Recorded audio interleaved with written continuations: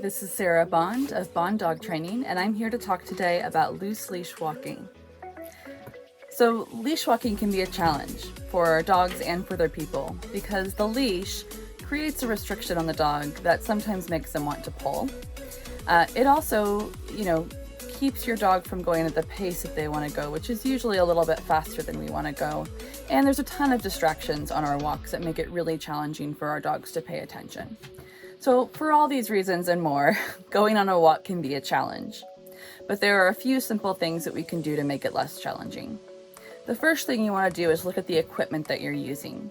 So I do recommend a 4 to 6 foot fixed leash.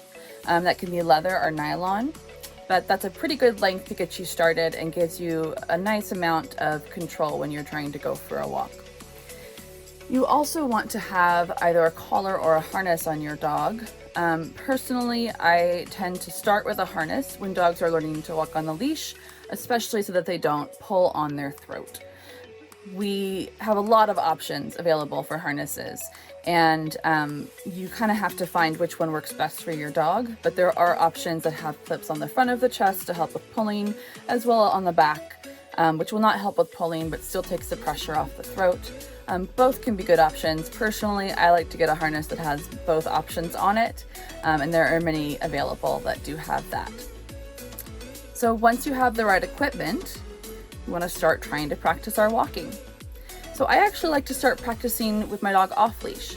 And so I will pick a spot around the house or out in the yard.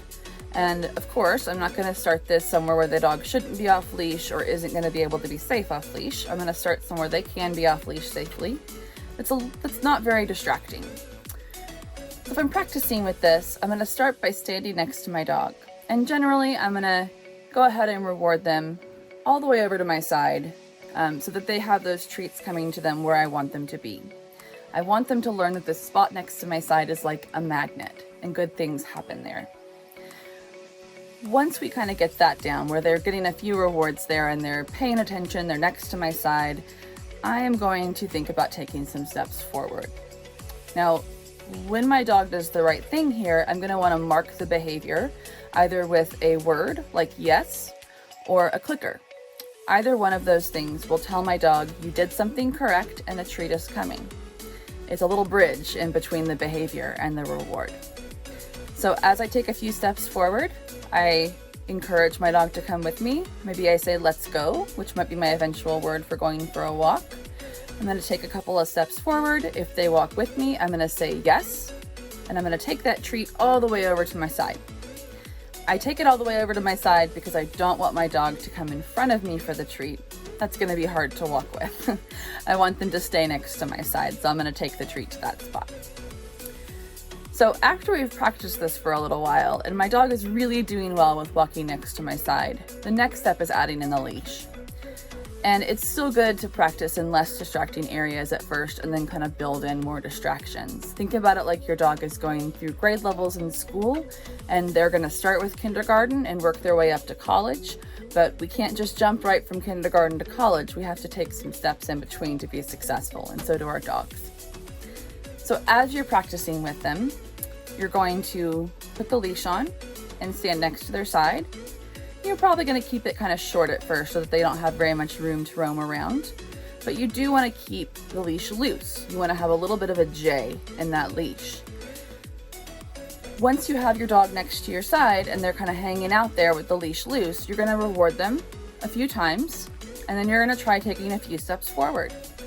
And if you walk a few steps forward and your dog is still next to your side, you're going to say yes or click and bring that treat over to them. Now, if your dog is pulling ahead pretty quickly, you may need to start with less steps. You might only be able to do a couple of steps before you yes and reward. And that's okay. We want to take it at our dog's pace. If they're doing well with this, you can start to add in a little bit more distraction at a time. The other things to keep in mind are that we don't want to let our dog think that pulling forward gets them momentum in the direction they want to go. So if your dog does start to pull, it's a good idea to kind of plant yourself and anchor your leash. We don't need to pull back on them, just keep your leash in place and wait for them to come back to you. If that doesn't seem to be making much of a difference with your dog, it is also okay to change direction.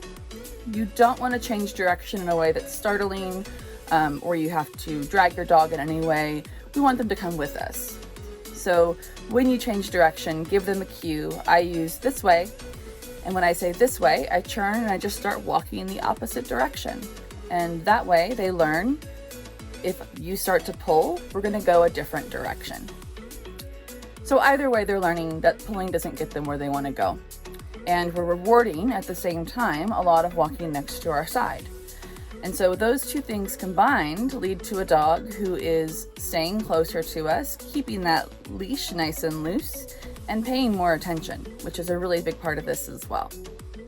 So hopefully this was helpful, and happy walks.